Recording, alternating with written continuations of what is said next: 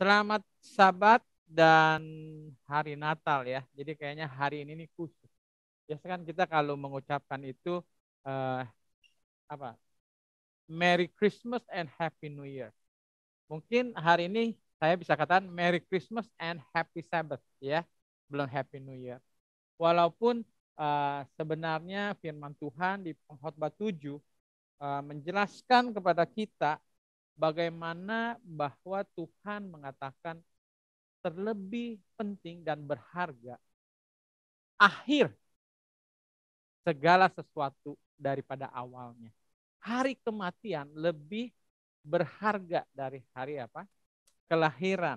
Jadi tetapi seluruh dunia dan kita tentunya bergembira walaupun sudah banyak yang mengetahui bahwa harinya bukan hari ini.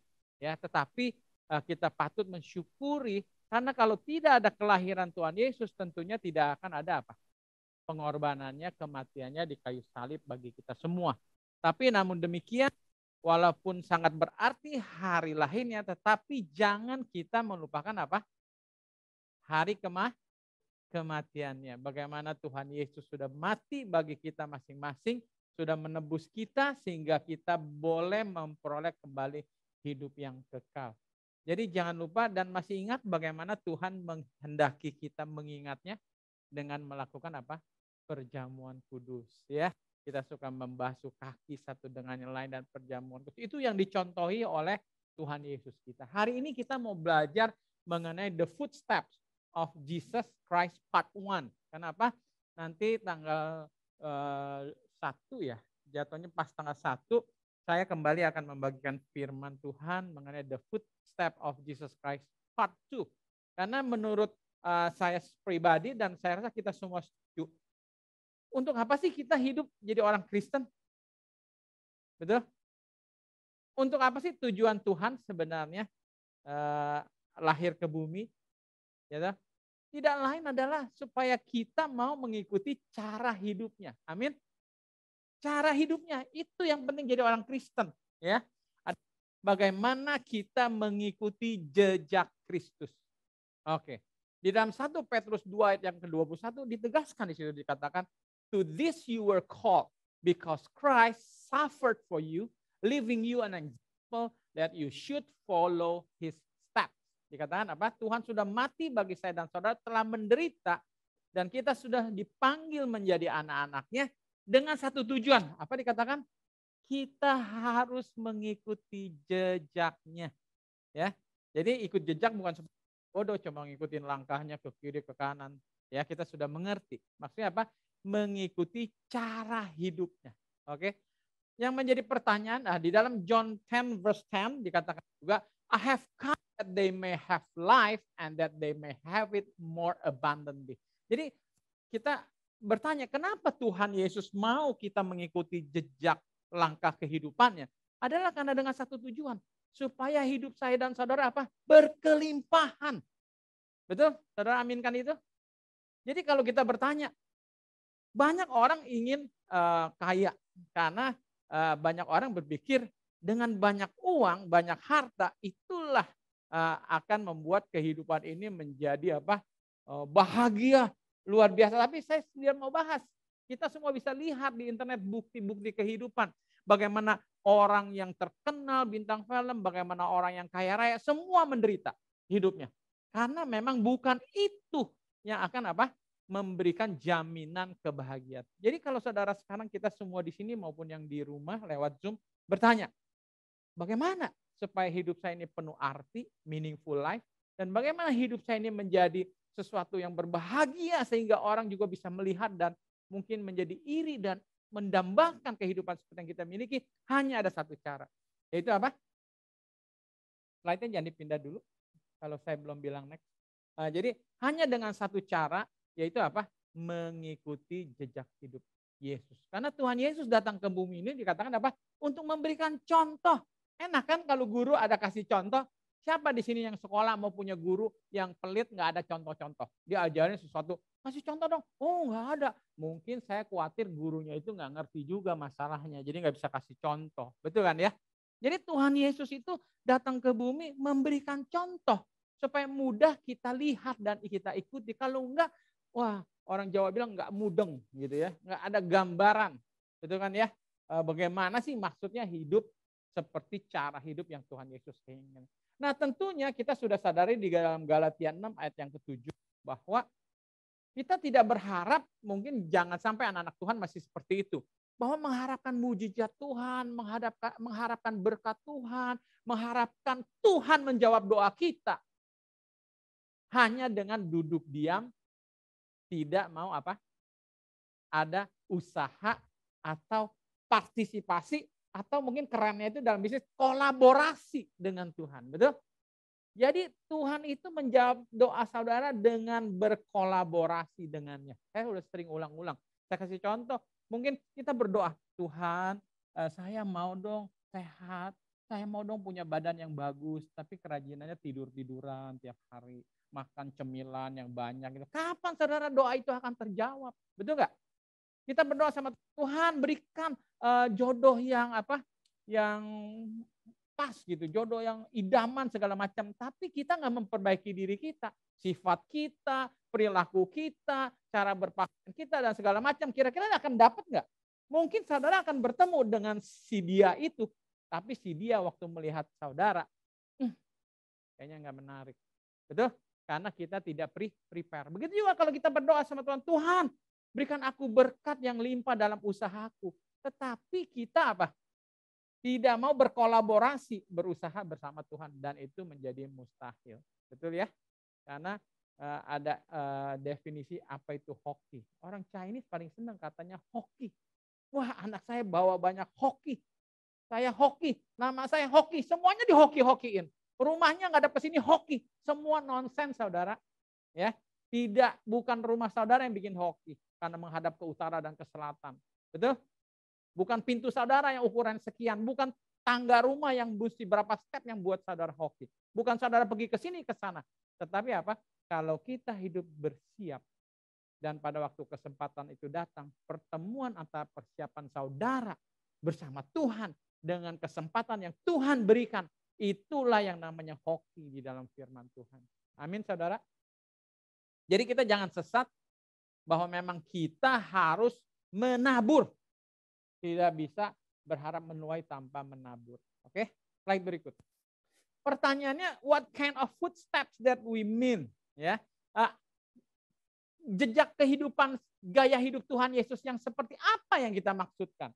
Ya, his physical example is ignored. Jadi pada sahabat ini saya khusus mau membahas satu sisi gaya hidup Tuhan Yesus yang diabaikan oleh kebanyakan orang Kristen dan termasuk kita.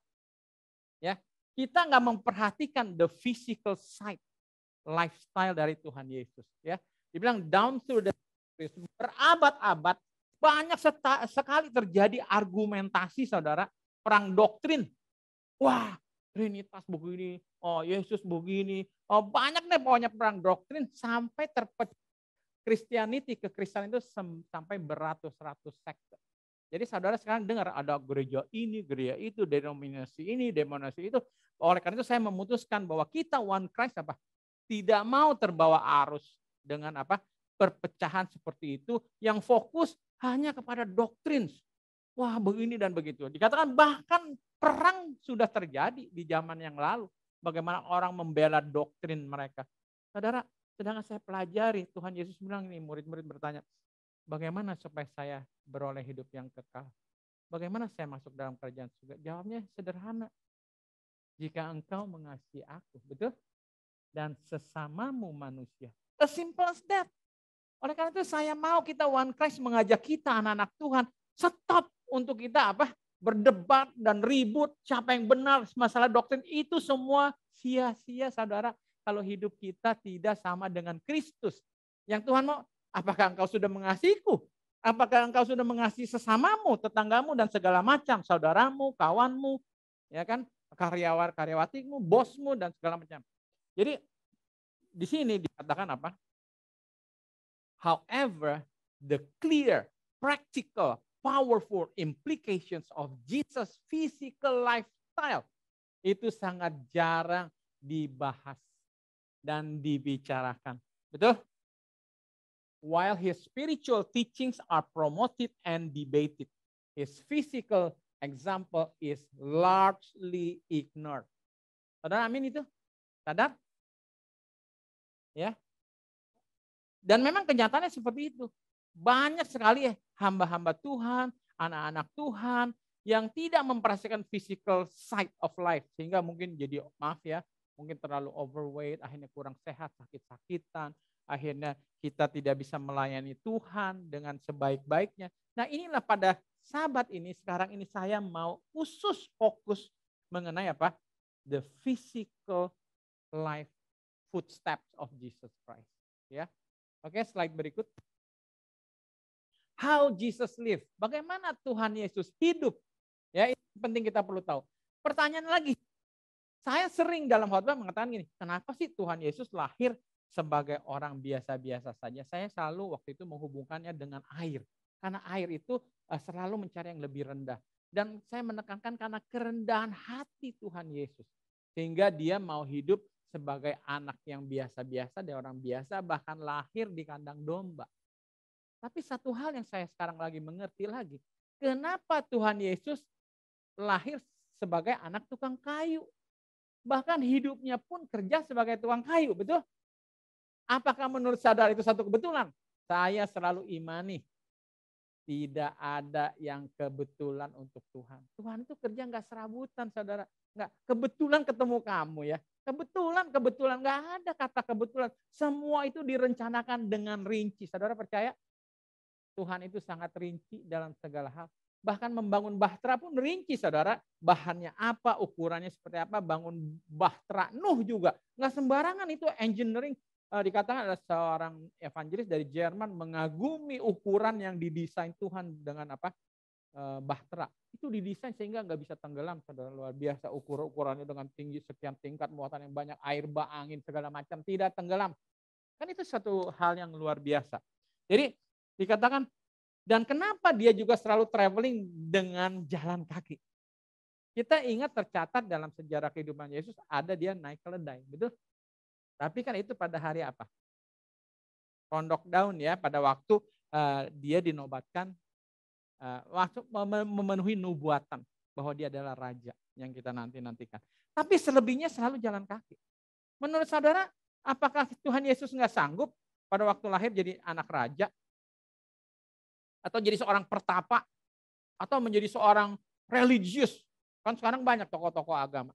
Tuhan Yesus enggak, lahir sebagai anak tukang kayu, kerjaannya jadi tukang kayu. Saudara, ternyata dikatakan ya, bekerja sebagai tukang kayu memang beda dengan tukang kayu modern sekarang. Saya lihat ada alat gergaji mesin, enak banget. Kan gitu kan ya. Amplas juga mesin, semua serba mesin. Tapi juga mesinnya berat, mesti ada otot. Tapi coba bayangkan zaman dulu, gergaji. Kayunya dari kayu-kayu mesti ditebang yang dari pohon yang gede, mesti gotong. Ya dibilang, dia akan apa? Gergaji, belum lagi ngamplas. Amplasnya mending ada amplas yang sekarang. Pakai batu, zaman dulu tuh pakai batu ngamplasnya. Terus belum lagi ngebolongin, belum ada bor. Ya kan? Jadi saudara bisa bayangkan kerjaan seorang carpenter itu sangat fisikal. Saya sempat lihat-lihat browsing di internet, nanti coba cari, cuma saya nggak sempat put di sini. Ada sekolah zaman sekarang mau jadi carpenter juga nggak gampang mau masuknya, physical apa requirement-nya. Jadi memang pekerjaan tukang kayu itu berat, jauh lebih berat dari penjala ikan, ya. Jadi ada satu alasan rupanya tidak kebetulan kenapa dikatakan apa? Tuhan Yesus lahir dan hidup berprofesi sebagai tukang kayu. Dibilang apa? Tadi Jesus probably also work with stone. Ya, this kind of labor in an age without power tool required a considerable expenditure of energy. Perlu tenaga, energi dengan alat-alat yang tradisional. Pernah nggak sih saudara ditanya kita berjabat tangan dengan seorang tukang kayu? Coba kita ke Jawa, kita coba kapan-kapan, kan banyak tuh tukang kayu di Jawa ya. Ya coba lihat tangannya gelondoran atau memang kencang ototnya. Gitu. Karena memang sudah sangat terlatih secara fisik. Jadi dikatakan Jesus tidak perlu diragukan, dia sangat strong saudara. Fisik Tuhan tuh strong. Jadi jangan kita gambarkan yang udah sakit-sakitan, lemes gitu ya, kayak kekurangan gizi gitu ya. Oh, enggak begitu. Tuhan kita itu strong ya, well muscle person. Dan kalau ngegrip itu kenceng. Mungkin kalau salaman kita bisa jadi sakit. Lalu yang kedua, dikatakan ya, di dalam hidupnya dia kan tinggal di Nazaret. Tapi kalau dia sering berkeliling di lembah Galili, dia harus jalan kaki. Dikatakan dihitung-hitung 1 tahun berapa jauh jarak perjalanan kaki Tuhan Yesus. Dikatakan 1.600 kilometer. Saya hitung-hitung dibagi-bagi 1.600 kilometer itu 26,6 bolak-balik Jakarta Bogor. Siapa di sini yang dalam setahun sudah sekali jalan bolak-balik Jakarta Bogor? Ayo, ada nggak? Saya juga nggak pernah. Ya kan? Coba sekarang udah ada Apple Smartwatch, oke? Kita pakai mulai dari hari ini sampai nanti tahun belakang. Coba kita hitung. Apakah kita sudah jalan kaki segini? Kayaknya zaman modern jalan kaki sedikit. Benar nggak? Naik mobil, turun mobil, duduk di kantor lebih banyak. Tapi Tuhan Yesus kita jalan kaki luar biasa. Ya, itu yang sudah ditunjukkan. Dan ini menyadarkan saya juga luar biasa. Ya, karena terus terang saya juga mau khotbahkan ini, saya diam-diam dulu sama anak-anak. Tapi sudah ada pertobatan terjadi. Saya juga bingung. Ini Roh Kudus bekerja lebih cepat. Di keluarga sudah bertobat dulu sebelum dengerin dalam minggu ini. Sampai istri saya mulai mau nge-gym. Wah, kita mau mulai balik lagi semua. Kayaknya kita harus berotot. Berotot-otot. Ya, berotot gitu ya. Harus muscle. Kayak gitu. Nah, oke, lanjut. Nah, why did Jesus keep his physical? Ada 3 alasan kalau kita lihat. Pertama adalah to follow God's physical law. Jadi saudara mesti sadar bahwa hukum Tuhan itu bukan melulu cuma hukum spiritual, ada hukum kesehatan. Apa yang kita makan, apa yang kita minum, bagaimana gaya hidup kita, tidur dengan cukup, bahkan berolahraga fisikal. Dan ini yang sering diabaikan. Kalau saya dengar banyak anak-anak Tuhan, saya kenal selalu gini, nggak boleh makan itu loh, nggak boleh minum itu loh. Makan itu dosa loh, minum itu loh. Tapi kalau nggak olahraga kayaknya nggak berdosa. Tapi sekarang kita mesti jelas bahwa it's a sin. Itu adalah satu pelanggaran hukum Tuhan apabila saudara tidak berolahraga. Amin enggak? Coba saya mau lihat angkat tangannya. Ini ada yang bertobat nggak nih semuanya? Jangan-jangan pada menentang. Setuju enggak? Wah, enggak ada yang angkat tangan kayaknya. Enggak setuju? Setuju? Coba dukung saya angkat tangan. Setuju. Yang lain kayaknya ragu ya. Wah, bahaya nih. Kayaknya kita mesti khotbah agak 2 jam nih. Supaya bisa bertobat. Ya, jadi saudara mesti pikir. Tidak berolahraga itu satu dosa ternyata. Dan kecenderungan saudara dan saya, kita semua cenderung kalau gini, mau sehat, mau kurusan, mau apa, makan apa, selalu gitu. Makan apa, minum apa, ini ada nih suplemen ini. Saudara, Tuhan sudah kasih menu yang jelas, apa? Physical exercise. Nanti kita bahas lebih jauh betapa pentingnya kondisi fisikal itu number 1. Itu akan berpengaruh ke segalanya. Kalau nggak salah, saya salah nggak sih pernah dengar dulu masih kecil dia bilang di dalam tubuh yang sehat terhadap jiwa yang sehat. Apa kebalik? Jiwanya sehat, tubuhnya jadi sehat. Gimana tuh? Yang benar adalah tubuh kan? Justru gara-gara tubuh saudara sakit-sakitan akhirnya rasa hidup nggak enak, jadi stres. Gitu tuh, ya. Jadi pertama adalah to follow God's physical law. Yang kedua adalah untuk bisa melakukan pelayanan selama 3,5 tahun dengan sempurna. Jadi bukan, kapan saudara dengar di firman Tuhan, terdengar si Tuhan Yesus bilang, Tuhan sudah kecapean banget, so dulu dia di sini ya, tiduran dulu ya, 10 jam lah, apalagi, nggak ada saudara. Ya, dikatakan burung aja ada sangkar, anak manusia tidak ada rumah, tidak ada sangkar. Jadi kemana-mana berjalan dan sehat. Jadi saudara termasuk kita nih sekarang, kita menggebu-gebu. Saya mau melayani Tuhan, tapi sakit-sakitan. Tapi puji Tuhan, walaupun saudara dan sakit, Tuhan bisa pakai saudara. Betul, tapi jangan saudara sengaja.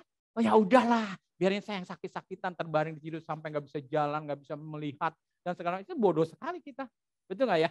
Tapi yang benar adalah yang ideal bahwa kalau kita sehat, baru kita bisa melayani Tuhan. Kalau kita sehat, baru kita bisa jadi contoh yang hidup. Betul gak sih? Masa orang yang sakit kan Tuhan bilang gini, lihat anakku Brandon, luar biasa beribu macam penyakit ada di dalam tubuhnya. Dia selalu sakit-sakitan, dia selalu pusing setiap hari, lemes gak karuan. Itu bukan teladan yang Tuhan tunjukkan saudara. Ya, Itu kita mesti sadari. Oke. Lalu yang penting lagi, to prepare for the persecution and crucifixion. Saudara coba sadari, saya baru merenungkan. Ingat nggak cerita Tuhan Yesus sebelum disalibkan? Dia bergadang loh, betul nggak? Tidak tidur, dari ditangkap malam hari terus sampai pagi, dianiaya, berdarah, dipecut segala macam sampai berjalan. Luar biasa fisiknya saudara kalau dipikir nggak main-main.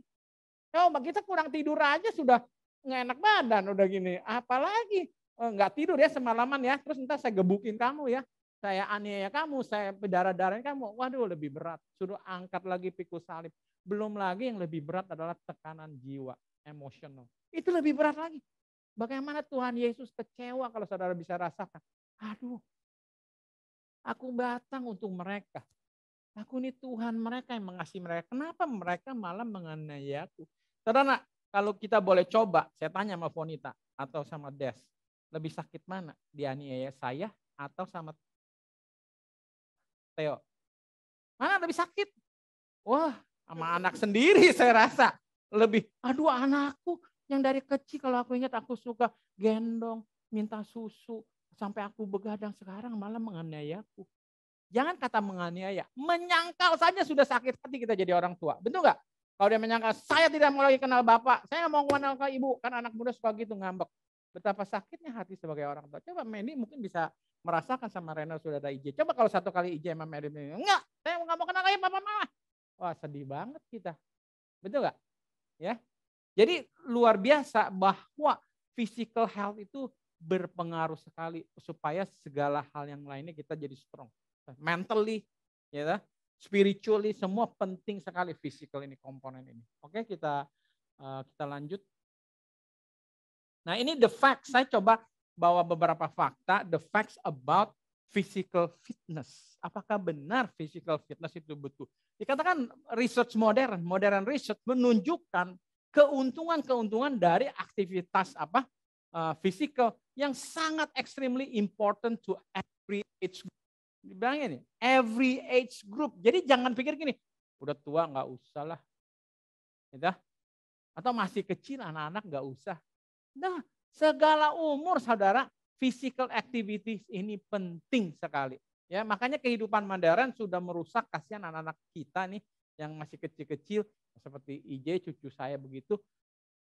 Kalau dari kecil sudah boleh kata tuh sudah ya dianiaya lah ibaratnya gitu ya. Jadi kegiatan fisiknya nggak ada.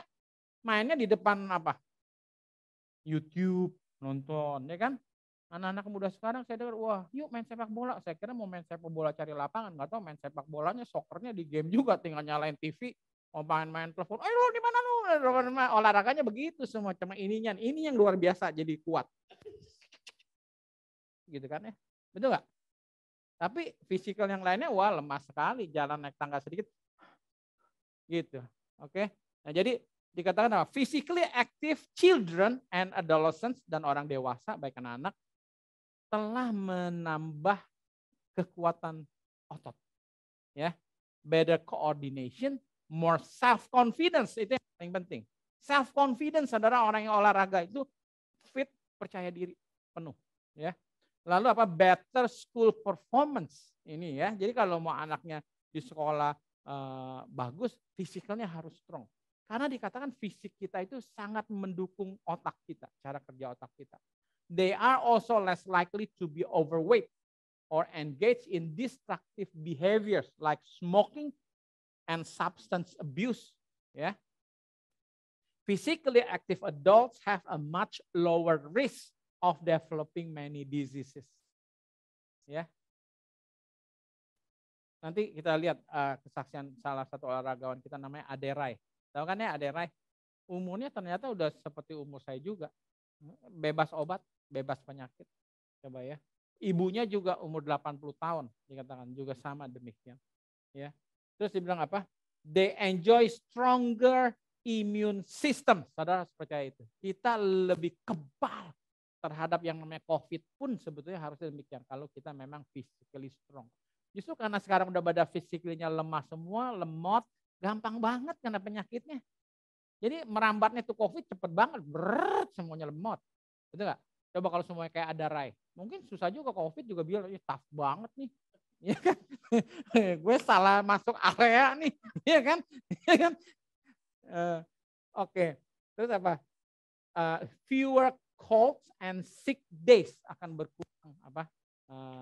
Hari kita kena flu ataupun sakit. Lower blood pressure. Jadi nggak akan darah tinggi kita juga ya.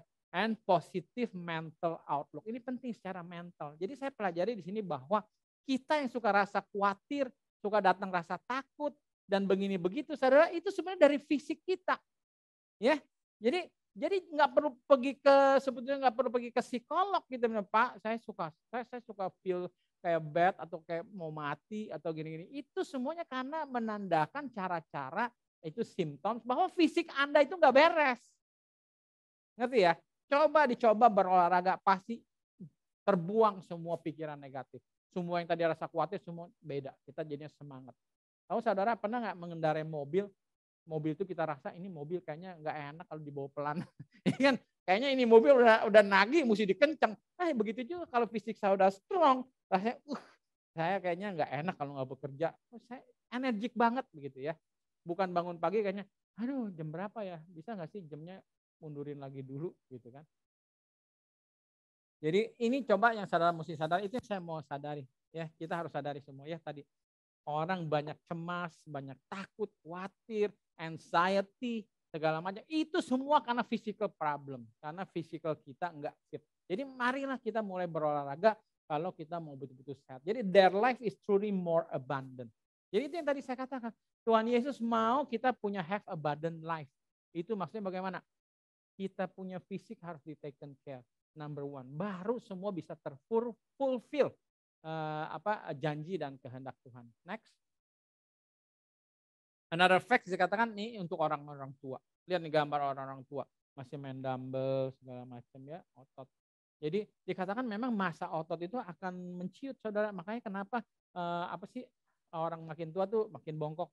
Sebetulnya bukan tulang yang miring, karena otot kitanya itu udah lemah. Otot ini adalah kalau tubuh kan kerangka, cuma memberikan sebuah bentuk seperti apa.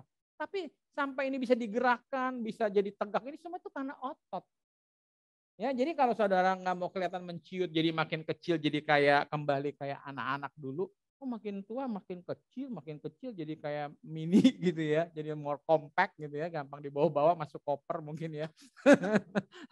Tapi sebetulnya fisik kita tuh harus tetap strong ya, jadi walaupun udah umur berapa tetap kuat. Kalau saudara coba lihat pernah National Geographic ada video juga membahas bagaimana orang bisa hidup lama. Dan salah satu survei yang diliput adalah orang-orang Advent tuh di Loma Linda. Bagaimana umur 80-90 masih bisa surfing di laut, luar biasa. Ya kan? Masih bisa nyetir mobil. Ya. Saya ngelihat sendiri waktu saya member di Kelapa Gading di Sport Club. Mungkin umur 70 tahun kali itu kakek nenek. Bisa berenang, saudara, gaya bebas bolak-balik panjang gitu. Udah tua. Terus kita ada lihat lagi siapa ya di berita orang tua, nenek, wanita bisa lari maraton, muter. Coba saudara bayangkan seperti itu. Ya. Jadi ibaratnya tuh tidak ada limitation, bahkan Tuhan menghendaki kita sampai di umur tua. Karena senior citizens who begin to exercise or remain physically active reduce their risk of osteoporosis, tulang keropos. Jadi untuk tulang keropos itu harus supaya strong kuat itu harus dipakai di olahraga. Nih yang luar biasa, diabetes. Ya, karena dikatakan Adere di dalam videonya di YouTube dikatakan gini, muscle kita itu kalau grow dia butuh gula untuk stay growing atau keep intinya ya. Jadi sehingga gula kita terkonsumsi, gitu ya. Nah itu yang saya makanya juga mau buktikan ya bagaimana hal tersebut. Terus cardiovascular diseases. Nah mungkin lah kena jantung lah atau dan cancer. Ya. Jadi they experience less depression. Gitu. Jadi lebih fisiknya strong, jadi less depression. Ya maksudnya less berarti kena depres juga ya kalau mungkin kehilangan kekasih atau itu mungkin kan tetap walaupun, tapi kan level of depressionnya tidak seperti kalau kita physically-nya not strong and have less need for expensive medical care.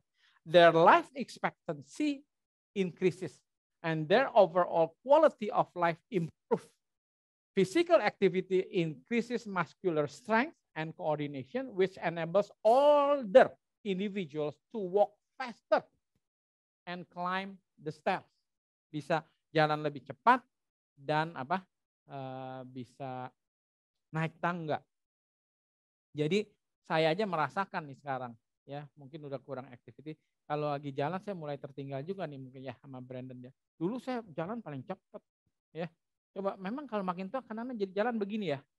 Iya kan pelan kan? Belum lagi geter-geter, jalan pelan geter-geter. Aduh, banget deh. Bener ya. Jadi di sini kalau memang kita mau kelihatan healthy sampai tua harus demikian. Jadi dikatakan apa?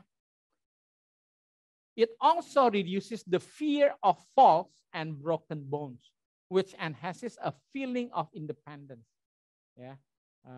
Terus dibilang physical activity appears to slow down the normal aging process. Asik kan? Kalau mau awet muda, nggak cepet tua, physical activity. Ya. Terus apa dibilang? Even disabled individual, bahkan orang yang sudah lumpuh, cacat, confined to beds, ya yang harus tinggal ranjang atau wheelchair, feel better if they are involved in an exercise program. Makanya kita pernah lihat saksikan siapa yang cacat di wheelchair masih berolahraga ya, masih dia mau semangat mau lari keliling jauh, yang itu semangatnya terbakar sendiri itu gara-gara dengan physical conditionnya yang sudah good. Lanjut. Nah ini bagi otak dikatakan ya. One of the most intriguing aspects of physical activity is its effect on the brain. Yeah. People who have a physically active lifestyle are observed to be more mentally stable, handle stress more effectively, exhibit better mental skills, creativity, memory, math, organization, and logical reasoning, and are less prone to depression. This appears to be related to more oxygen getting to the brain as the result of exercise. Faster transmission of nerve impulses. Jadi tuh kita punya saraf juga tuh denyut-denyut jadi lebih lancar. Jadi makanya berpikirnya cemerlang tetap. Orang suka bilang tell me kan istilah kita kan, telat mikir itu ciri-ciri fisikalnya sudah mulai problem, tell me terus, ya kan? Terus apa nih pada and the release of endorphins. Ya, dikatakan mood elevating pain killing chemicals produced naturally in the brain, which cause the brain to relax naturally. Saya terus terang secara pribadi berharap saya nggak mau pensiun seumur hidup. Kalau umur saya sampai 90, saya tetap mau aktif bekerja sampai umur 90. Saya mungkin terinspirasi dengan PM Mahathir ya. Justru saya juga berpikir bahwa lucu kalau kita pensiun dini, orang kita udah lebih pengalaman, kita belajar lebih banyak, ya justru lagi masa-masa mature dan semakin bagusnya kenapa kita justru pensiun. Justru bahaya kelihatan dengan kita pensiun, akhirnya lemes, kurang physical activity, akhirnya cepat sakit-sakitan dan mati. Ya, kurang gairah, orang bilang itu kurang gairah hidup. Ya, lanjut. Menurut Aderai dikatakan saat otot terus dirangsang dengan cara bergerak, maka otomatis massa lemak tidak akan tinggi, lemak di dalam tubuh ya tidak akan tinggi. Hingga kini lanjut adik sang ibunya tuh udah umur 80 tahun, bahkan sama sekali tidak tergantung pada obat-obatan untuk menjaga kondisi fisiknya. Adek menyarankan beberapa menu latihan pengencangan otot rangka diantaranya seperti push up, plank, wall sit, squat, ya dan segalanya macamnya atau berbaring dengan kaki diangkat kurang dari 90 derajat. Ya, kurang dari 90 derajat. Ya, lebih bagus 45 derajat lebih bagus, lebih ketahan. Ya, saat otot dikencangkan lanjut adek, tubuh akan membakar gula. Jika terus dilatih maka reseptor insulin jadi lebih sensitif atau memiliki kinerja yang lebih baik. Nah, slide berikut. Oh tadi kelewatan enggak ya slide-nya, coba mundur.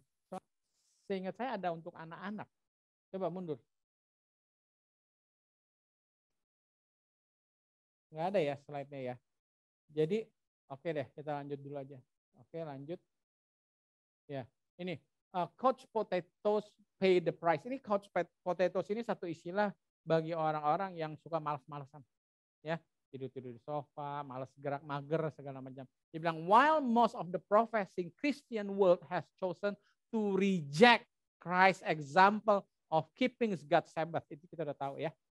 Banyak dunia yang menolak example Tuhan Yesus menguduskan hari Sabat. Tetapi juga dikatakan apa? Most people in the industrialized Western nations have also chosen not to follow Jesus physical apa? Physically active lifestyle. Betul? Dan semoga kita jangan seperti itu. Lalu dikatakan apa? Estimate suggest that 80 to 90% of people in these countries ya do not get adequate amounts of physical activity and that 25% or more live essentially sedentary life. Jadi kebanyakan pemalas, malas-malasan. Sampai 80-90% penduduk di kota-kota maju sudah tidak physically active. Ya. Lanjut. Ini sangat menguras membuang biaya. Dia bilang di Amerika unfit employees, jadi pegawai yang sakit-sakitan yang tidak fit itu merugikan usaha. Businesses cost businesses more than $100 billion a year. Coba bayangkan ya, karena untuk insure in preventable health care cost. Lihat nggak? Jadi karena mesti di insurance segala macam, takut sakit ini itu costnya luar biasa, sangat merugikan perusahaan. Biaya yang besar. Ya, dia bilang inactive men and women have a death rate from all causes 4 or 5 times higher than their more active counterpart. Jadi 4 sampai 5 kali lipat lebih tinggi resikonya untuk kita mati. Ya, kalau kurang sehat, tidak aktif secara fisik. A recent study found that men who exercise only once a week were 7 times more likely to die suddenly than those who exercise at least 5 times a week. Jadi saudara exercise bukan sekali seminggu. Jadi jangan kemarin saya main badminton cuma hari Minggu, Senin sampai Sabtunya malas-malas. Enggak bisa begitu. Olahraga ternyata 5 hari, seminggu aja belum cukup. Tiap hari saudara kita harus hidup aktif berolahraga secara fisik. Lack of regular physical activity is a major reason why cardiovascular diseases and diabetes are leading causes of death in developed countries. Ya, jadi penyebabnya itu physical activities. Lanjut. Inactive individuals tend to have higher blood pressure, be more obese, jadi kelebihan berat badan, and are more prone to diabetes. Jadi lebih cenderung kena diabetes dan the effects of osteoporosis. Dibilang hip fractures, hip itu di sini ya. Ya, hip yang bisa pecah dibilang retak ya. Di hospitalized itu more than 200,000 elderly people each year in Amerika. Jadi 200.000 lebih setiap tahun orang tua di Amerika kena hip fracture, harus masuk rumah sakit ya. Resulting in nearly $7 billion in healthcare cost. Bayangkan 7 billion dollar, nggak main-main. Elderly people who do not exercise lose muscle mass and strength, neuromuscular coordination. Kalau neuro itu berarti otak ya, lebih neuro di otak, otot-otot di otak. Makanya bisa Alzheimer, bisa pikun, bisa jadi lambat, pikiran, and a feeling of independence. Jadi bukan independence kemerdekaan negara, itu mah bagus. Ini independence pengertiannya jadi orang tua kita tuh sangat tergantung sama anak-anak, nggak bisa hidup mandiri. Semoga kita nggak nyusahin anak-anak ya dengan Ibu Lis ya. Walaupun kita nanti sudah makin tua nggak butuh anak-anak, malah kita lebih cepat larinya daripada anak-anak gitu. Luar biasa ya. Terus apa di mental abilities and a feeling of independence that could be retained if they engage in regular physical activity. Ya. Slide berikut. Oke. Children, nah ini maksudnya. Children are perhaps the most unfortunate victims of our physically inactive society. Jadi anak-anak yang jadi korban paling malang di dalam keluarga kita yang kita nggak menyadari ini. Ya. Jadi anak jangan lari-lari, duduk, pinter anak, duduk. Udah jadi tiap hari kerjanya duduk saja. Oke. Nah, repot juga kan anak-anak. Nah, ini juga bicara anak-anak. Saya pernah share ya tulisan dari Ellen G. White, Christian Education. Dikatakan apa? Anak-anak itu dari kecil sampai umur 8 tahun itu harus lebih physically active. Kita mesti ajak mereka main-main di dunia, di alam terbuka. Bukan seperti kita sekarang dari kecil udah masuk TK mana yang bayar mahal. Oh belajarnya hebat, Inggrisnya sudah gini-gini, matematikanya. Itu udah salah, itu udah salah arah. Ya, karena dikatakan belajar matematika itu perkara gampang. Justru masih kecil harus physically aktif dan dia harus tahu prinsip siapa Tuhannya, bagaimana gaya hidup yang benar. Itu nomor satu saudara. Harus dipersiapkan. Sehingga nanti ke depannya anaknya tidak akan depres, anaknya akan sangat strong, tidak miring ke kiri, tidak miring ke kanan. Ya, menjadi anak-anak yang betul-betul brilliant. Ya, yang betul-betul bisa dipakai oleh Tuhan. Jadi since the 1960s, children have gotten heavier as fitness levels have declined. Kamu bayangkan, sejak tahun 1960 rupanya. Saya lahir tahun 1963, jadi saya kena di dalamnya. Ya kan? Untung saya masih muda, aktif banget olahraga terus. Ya, makanya udah tua masih lumayan lah, hasilnya masih begini. Ya kan? Gitu. Oke. Jadi bilang, estimate suggest that 20 to 30% are overweight. Coba aja lihat, betul nggak 20-30 anak muda kita semua overweight. Nearly one half do not get enough exercise to develop healthy heart and lung. And over 90% have at least one major risk factor for heart disease. Jadi nggak aneh kalau anak muda baru umur 20-24 kita dengar udah heart attack dan meninggal. Ya. Apalagi makanannya yang udah banyak berlemak ya. Television viewing. Jadi ini hati-hati juga kita yang sering nonton film nih. Apalagi Netflix gitu kan ya. Semua sekarang drama Korea, drakor semua banyak serinya ya kan. Jadi kadang-kadang kita udah maunya nonton aja. Ini entertainment terlalu banyak. Kita harus hati-hati. Bukan nggak boleh, tapi kita harus jaga the balance. Tetap mesti ada waktunya exercise. Nah, kalau perlu di gym kan suka ada TV ya. Kemarin nonton ya. Ya gitu ya. Saya nggak tahu juga itu bagus atau enggak, apa mengganggu konsentrasi atau enggak, atau kepleset jatuh. Lagi adegan seperti apa. Lalu dibilang apa? Television viewing, video games, ya. Poor parental examples, all of which are linked to inactivity, appear to be primary contributing factor. Untung anak-anak saya suka olahraga karena mungkin saya kasih contoh ya. Jadi ikut parental example, banyak physical activity. Tapi kalau enggak, anaknya udah biasa tuh seperti ada tetangga saya tuh saya dengar enggak pernah keluar rumah tuh. Di dalam terus kamar, full AC, mainnya game terus. Coba bayangkan. Ngeri juga ya, enggak bersosial sama sekali. Addicted to video games. Lalu apa tuh?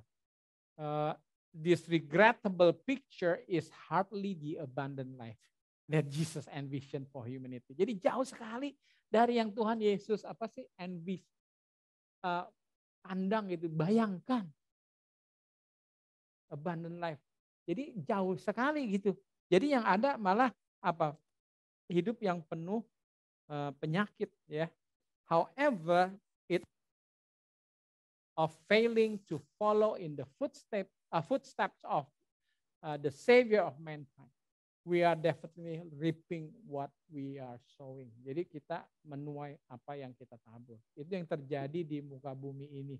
Biaya semakin tinggi, negara banyak di berbagai negara, saudara bayangkan dia kasih insentif loh. Bahkan di Amerika saya dengar mau vaksin dibayar karena banyak yang menolak untuk divaksin. Ya, ada negara yang memberikan insentif dikasih uang kalau nggak merokok misalnya. Dikasih uang kalau mau berolahraga. Sampai sebegitunya. Karena itu lebih untung, kosnya lebih kecil bagi negara. Daripada negara yang harus, kan ada yang negara yang menyediakan pengobatan gratis kan. bagi warga negaranya, kosnya jauh lebih tinggi. Coba bayangkan. Jadi jangan-jangan kita punya hidup pribadi juga begitu.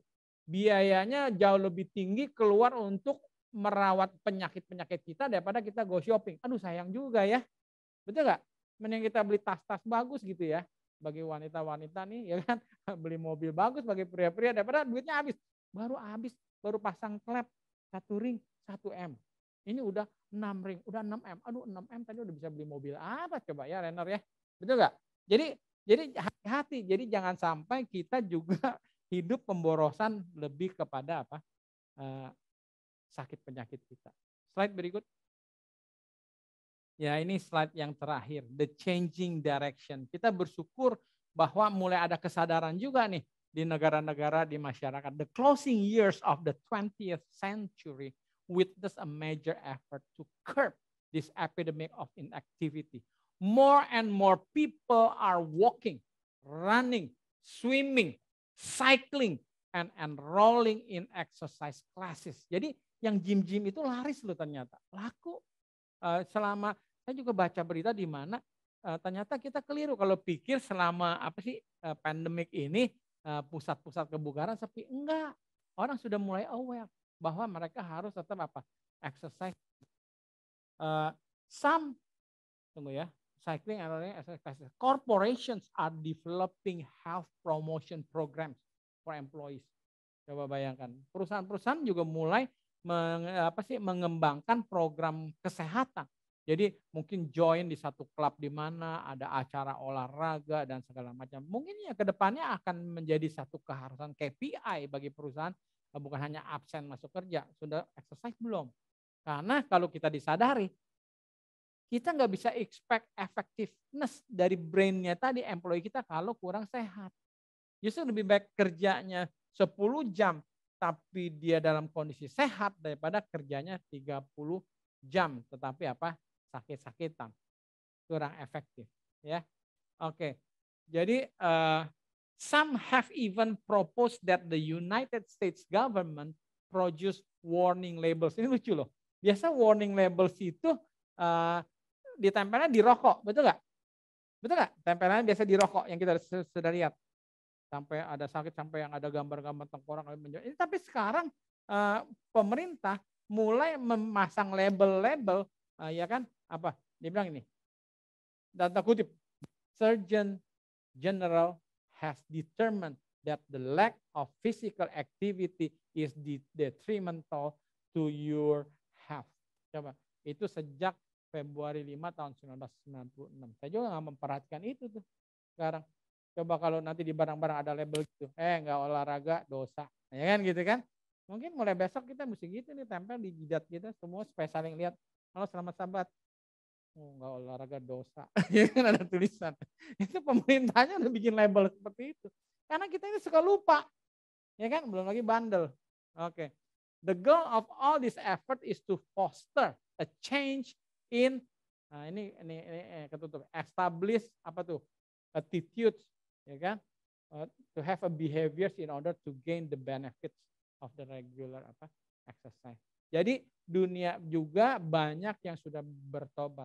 Kita harap kita anak-anak Tuhan seharusnya bertobat. Semoga lah firman Tuhan sahabat ini bagi saya sih terus terang satu pencerahan ya, bahwa saya sih kayaknya berkomitmen, saya mau sekeluarga juga berkomitmen untuk melakukan physical activities from now on ya. Semoga yang lain juga begitu. Karena memang saudara yakini, tidak mungkin janji Tuhan Yesus to have an abundant life itu bisa diwujudkan dalam hidup kita kalau kita tidak menjaga kita punya kondisi fisik ya. Marilah kita mulai tanamkan di mindset kita mulai sekarang. Olahraga. Saya ingat masih kecil anak saya si Mandy masih kecil, kalau dia sekali lari, olahraga. Kalau udah mau diajak pergi gitu, olahraga. Ya, jadi saudara jangan lupa olahraga. Oke, mungkin olahraga satu keluarga biasakan dengan anak-anak. Mari saling menyemangati. Kalau perlu OSISI coba mana Richard? OSISI bikin program Richard, bikin program olahraga gitu ya. Wah Richard iya memang sering dikejar-kejar sama anjing kali ya lari. Tapi nggak perlu sampai lari 10 kilo ya. Tapi yang penting kita mesti ada physical activity secara rutin, exercise. Kayaknya kita perlu dari waktu ke waktu menyemangati ya. Coba kita lihat apakah sudah dihidupkan enggak. Mungkin bagus juga kalau dibikin roster. Kalau biasanya kan setahu saya di gereja dulu suka ditanya sama anggota, orang miskin ditolong, orang ini dikasih makan, angkat tangan kan, dicatat. Sekarang mulai gini, yang berolahraga seminggu terakhir, 3 hari, 4 hari, dicatat. Mungkin boleh Richard ditanya ya, supaya ada budaya malu kali ya. Pokoknya ini benar-benar saya serius mengatakan semoga saudara menerimanya juga dengan keyakinan ini benar. Ya, saudara boleh aminkan. Memang physical activities ini dan Tuhan Yesus sudah kasih contoh rupanya. Dia bukan nggak mampu kalau mau naik keledai, kalau atau suruh murid-muridnya gotong, bisa nggak? Bikin kayak orang-orang zaman dulu tuh yang pakai angkat-angkat gini, 4 murid Tuhan Yesus selalu kemana-mana lagi gotong-gotong Tuhan Yesus, bisa nggak? Banyak kan orang-orang pembesar gitu, tapi Tuhan Yesus enggak loh. Dia jalan kaki terus, ya. Itu bukan karena dia kere nggak ada duit, betul nggak? Ya, tapi memang there is a purpose behind that, ya. Tuhan Yesus kasih example bagi saya dan saudara bahwa apa? Physical fitness itu sangat penting banget untuk bisa Tuhan pakai, untuk bisa mewujudkan rencana Tuhan di dalam hidup kita, ya. Marilah kita sama-sama berubah. Oke? Terima kasih. Tuhan berkati. Mari kita sama-sama berdiri, kita akan berdoa. Ya Bapa di surga, terima kasih kami sudah mendengar firman-Mu bahwa Tuhan Yesus rupanya kami tidak lihat. Bahwa itu bukan satu yang kebetulan bagaimana Tuhan Yesus lahir dan hidup semasa muda menjadi tukang kayu. Dan juga kemana-mana berjalan kaki. Itu adalah bagian dari memenuhi kehendak-Mu. Memenuhi hukum kesehatan yang Engkau berikan. Agar kiranya kami boleh kuat secara fisik dan akhirnya boleh melayani Engkau dan sesama kami dengan lebih baik, dan terlebih kami boleh menjadi perwujudan dari janji-Mu untuk kami hidup berkelimpahan. Karena Bapa, kami sadari apa gunanya Engkau melimpahkan berkat materi bagi masing-masing kami apabila kami tidak memiliki jasmani yang sehat. Karena yang ada kami tidak akan bisa menikmati berkat-berkat. Bapak terima kasih, semoga firman ini menyadarkan kami untuk mulai berubah mulai hari ini. Di dalam kesibukan kami boleh memberikan prioritas bahwa berolahraga adalah sesuatu yang harus, yang Tuhan kehendaki. Terima kasih ya Bapak. Sempurnakan doa kami, ampuni dosa kami, biarlah berkat-Mu dan Engkau selalu menyertai masing-masing kami sampai Tuhan Yesus datang. Di dalam nama Tuhan Yesus kami berdoa dan mengucap syukur. Amin. Mungkin kalau boleh di luar khotbah saya sedikit berikan kesaksian. Silakan duduk. Baru kemarin bagi yang sudah tahu ada kehadiran Presiden Jokowi ke tempat ini, ya. Tepatnya di spot di situ kunjungannya. Tapi saudara, yang saya mau saksikan adalah bahwa itu adalah bagian dari rencana Tuhan. Jadi saya terus terang merasakan Tuhan itu maha bijaksana. Karena begini, Tuhan sudah tanamkan dan sudah arahkan kita untuk go internasional tahun depan. Ya, Tuhan berkati, saudara doakan. Dan kita tentunya butuh endorsement, betul kan? Endorsement maksudnya dukungan, ya kan? Karena takutnya pasar di luar negeri itu meremehkan kita atau dari Indonesia, dari Nazaret mana ada nabi yang itu kan begitu ya. Tapi dengan adanya kunjungan Pak Presiden memberikan semangat dukungan bagi kita dan Tuhan tahu kebutuhan itu juga secara bisnis sehingga bisa terjadi tanggal 24 kemarin ya, sebelum tutup tahun. Kemarin sempat di cancel ya kan, wah ditunda. Di schedule-nya minggu depan. Kapan? Belum tahu. Saya sih dalam pikir ini kalau namanya sudah di schedule, minggu depan juga batal, bisa jadi nggak jadi dan lewat tahun, ya kan? Ya saya cuma berdoa saja, Tuhan kehendak-Mu yang jadi. Jadi ternyata jadi lagi. Akhirnya hadirlah kemarin Bapak Presiden Jokowi. Ini saya juga nggak mengira responsnya dari semua yang tahu, baik dari karyawan-karyawati begitu wah. Padahal tadinya saya pikir ya namanya presiden juga kan manusia ya. Kalau Tuhan Yesus yang hadir di sini baru wah kan begitu ya. Tapi ternyata responsnya, reaksinya begitu luar biasa dan saya semakin mensyukuri. Puji syukurlah ternyata itu meningkatkan kredibilitas dan kepercayaan dari banyak orang. Bahkan ada komentar-komentar mengatakan, wah udah semakin nggak ragu deh masuk Prodika. Saya mau daftar gitu ya di Prodika. Bahkan yang udah jadi murid bilang, aduh saya bersyukur tidak salah saya sudah masuk di Prodika. Ya luar biasa. Dan semoga tahun 2022 kita lihat rencana Tuhan bagaimana di dalam hidup saya, khususnya melalui Prodika.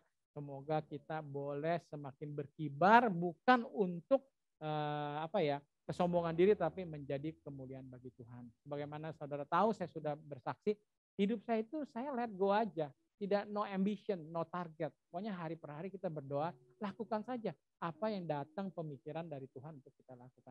Dan saudara akan selalu terpukau bahwa Tuhan itu maha bijaksana. Dia tahu mengatur langkah kita ke kiri dan kanan. Asalkan kita mau rendah hati saudara, meminta petunjuknya setiap hari di dalam kehidupan kita. Mungkin kesaksian saya kembali menguatkan, mari mulai sekarang kalau belum, saudara banyak berdoa. Di dalam segala perkara, jangan dulu lakukan atau putuskan sebelum kita membawa doa kepada Tuhan. Lakukan itu saudara. Jangan terlambat setelah ada penyesalan baru cari Tuhan. Ya, yang sering saya katakan, kalau Tuhan boleh katakan, bisa begini bilangnya. Kamu kalau lagi rencana gini nggak ingat aku. Sekarang udah masalah baru cari aku. Setiap ada masalah baru cari aku. Jangan.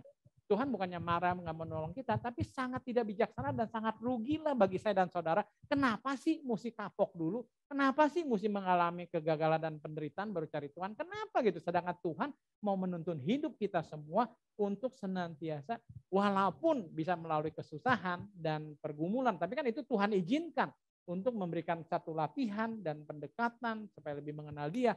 Tetapi saudara, kita tidak akan terjatuh. Kita tidak akan kecewa. Terlebih kita tidak akan putus asa. Kita selalu akan bisa berkata, begitu baiknya Tuhan di dalam segala keadaan kita. Terima kasih, Tuhan berkati.